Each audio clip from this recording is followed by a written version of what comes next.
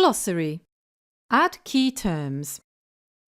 A glossary would typically contain key terms and definitions in a subject area. For instance, this theatre glossary. With a Moodle glossary, you can browse by alphabet, category, date or author, and you can also search for particular key terms. Because Moodle encourages collaboration, learners can add key terms to a Moodle glossary, so you could create a glossary where they build their knowledge together. Let's make a glossary in our Moodle course. To do that, we need to turn the editing on from the gear menu top right, and then in the section where we want the glossary, I'm going to add mine to the writing section, we click the link Add an activity or resource. This brings up the activity chooser.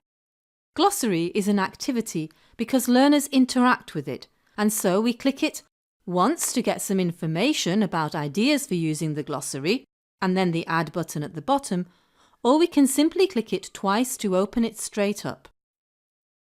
The name is important because this is what the learners will see on the course page.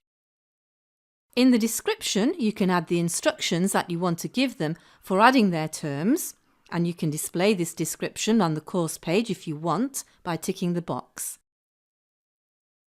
There are many other settings, and you can find out about these and explore them by expanding the links. Such as if we click Entries, we can decide, as our teacher, whether to allow all entries to appear immediately or whether we want to moderate them first. Whether we want to allow duplicate entries, in other words, can two learners post the same term, and whether we want to allow them to comment on each other's entries. Linking glossary entries means that if a term is added to the course page or items within the course, then it is automatically hyperlinked to the glossary entry. This makes use of filters, which we explore in a separate video. Likewise, if we click on Appearance, we can decide how we want the glossary to be displayed. For instance, how many entries to show per page. Once we're happy with all of these settings, if we scroll down and click Save and Display, that takes us straight to the glossary where we can add our first term, and we do this by clicking the Add a New Entry button. This is what the learners will do when they contribute to the glossary. For concept, we type the actual word, and in definition, we type what it means.